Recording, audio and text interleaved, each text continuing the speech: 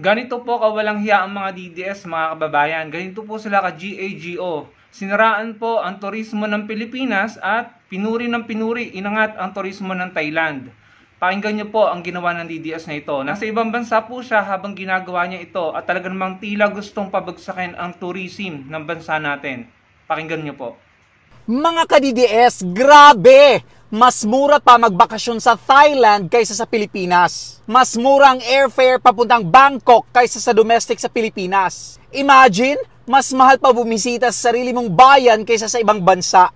Transport, boat, motorcycle, and taxi. Mura, mabilis, walang hassle sa Pilipinas. Tricycle pa lang, feeling taxi driver na sa singil. Food, sa Thailand, 100 pesos mo, busog ka na.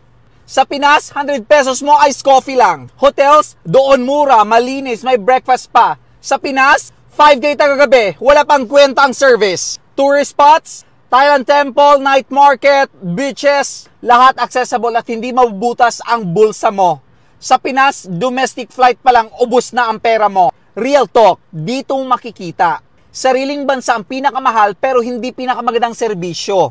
Nakakalungkot tanggapin. Mas sulit pa sa abroad kesa sa sariling bayan. Masakit pero totoo. Sa Thailand, VIP ang turista. Sa Pinas, kababayan na nga, parang ginagatasang baka pa. Buwis dito, singil doon, pero balik serbisyo, laging kapos. Kaya wag kayong magtaka kung bakit ang Pilipino gustong mag-out of country. Kasi sa Thailand at sa ibang bansa, may value for money. Sa Pilipinas, value for corruption ang uso. Real talk, bye! Alam niyo mga kababayan, habang pinapakinggan ko po siya, naalala ko po yung ginawa ni Sara Duterte nung pinuri po niya yung bridge ng China at hinila po pababa or puro negatibo ang sinabi patungkol po sa San Juanico Bridge, no? Parang mas gusto pa niya na purihin at i-promote ang turismo or yung ginawa ng China kumpara sa historic and iconic na naging parte na ng history na San Juanico Bridge ng Pilipinas. Hindi po ba nakakasama ng loob mga kababayan? Yung po yung naalala ko habang pinapanood ko to. Doon ko talaga na-realize na kung ano yung sinusuportahan mo, magiging ganun ka na rin. At yun na nga po yung nangyari dito. Hindi po ba ginawa din niya ni VP Sara doon sa San Juanico Bridge? Kung ano-anong negatibong sinabi habang pinopromote yung bridge ng China. Eto din, habang puro negatibo ang sinasabi sa Pilipinas, pinopromote yung turismo ng Thailand. Alam mo, kahit pa totoo yung sinasabi mo, dapat hindi mo yun ipapangalandakan sa mundo. Dapat magbigay ka na lang ng suggestion, hindi yung parang inararab mo pa sa mukha ng mga tao, ng mga Pilipino, na walang kwenta ang Pilipinas, na walang kwenta ang turismo ng Pilipinas at mas maganda ang Thailand. Naturingan ka pa naman Pilipino. Kung totoo man yan sinasabi mo, sana hindi mo na ipinangalandakan sa mga nakikinig sa'yo or sa mga taong nakakapanood sa'yo dahil ito ay may negatibong epekto sa tourism natin. Pero kung akong tatanungin, yung mga pinagsasabi mo, para sa akin, exaggeration yan eh.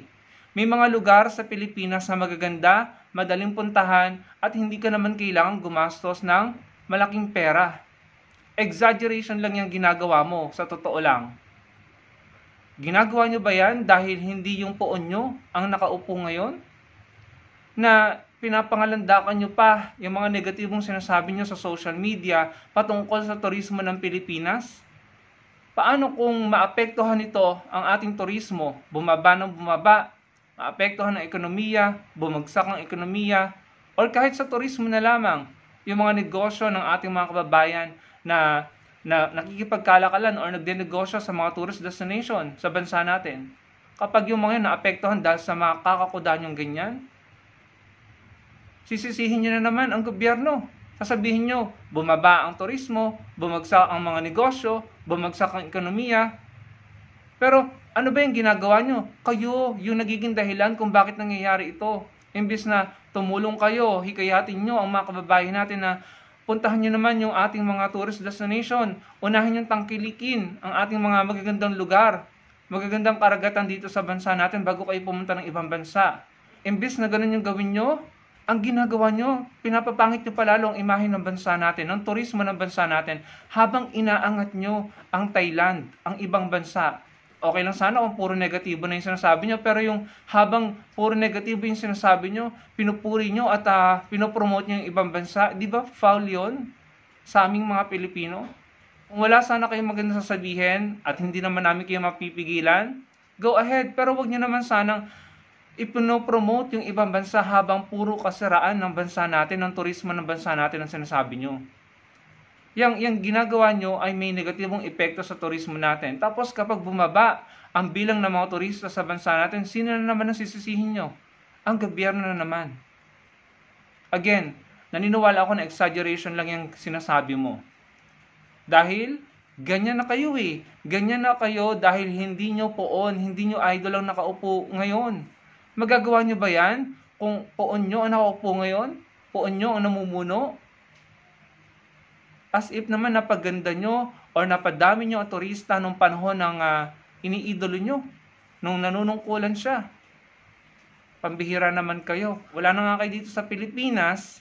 Diyan pa kayo kumukuda ng kasaraan ng bansa natin sa ibang bansa. Hinihimok nyo pa yung mga kapwa nyo Pilipino na huwag tangkilikin ang sarili nating mga tourist destination habang pinopromote nyo ang ibang bansa. Yan na yung mentality na na-develop nyo. Kakapanood nyo at kakapaniwala nyo sa mga vloggers na maka-China. Mga vloggers na puring-puri lagi ang China. Mga Pilipino pa ba kayo? Hindi po ba mga kababayan? Yun na yung tanong na nabubuo sa isip ko. Mga Pilipino pa ba yung mga yan? Or magiging pro-Philippines lang sila kapag yung poon na nila, yung idol na nila, ulit ang nakaupo. Hindi kayo maka-Pilipinas pag ganyan. Makapolitiko lang kayo.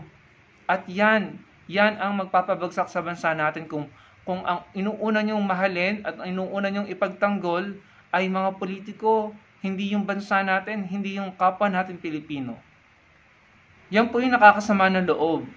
Hindi porket ganyan yung ginagawa ni Sara Duterte ng iniidolo nyo, ganyan na rin yung gagawin nyo. Gagayahin nyo na rin. Hindi na talaga kayo makabansa. Makapolitiko na lang talaga kayo. Yun lang mga kababayan. Ako po yung nakikiusap sa inyo.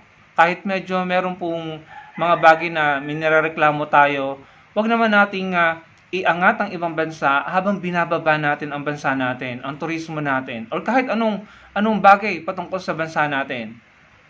Hindi porket yung isang atleta ay hindi sinusuportahan ng idol nyong mga DDS, pag lumaban na siya sa ibang bansa, babatikusin nyo, pagtatawanan nyo pag natalo.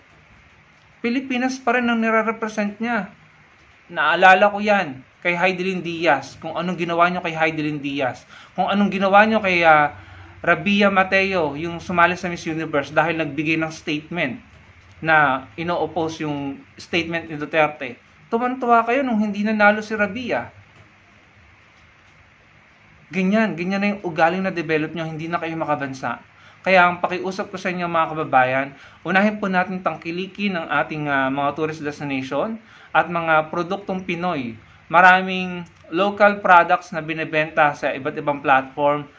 Siyasatin nyo lang mabuti dahil mas makakatulong po tayo sa kanila at sa ekonomiya ng bansa natin. Huwag po tayong gumaya sa mga taong ito na nagkakaganyan kasi hindi yung puon nila ang namumuno.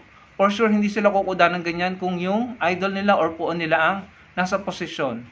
Kasi nga, hindi na sila makabansa, makapolitiko na lamang sila.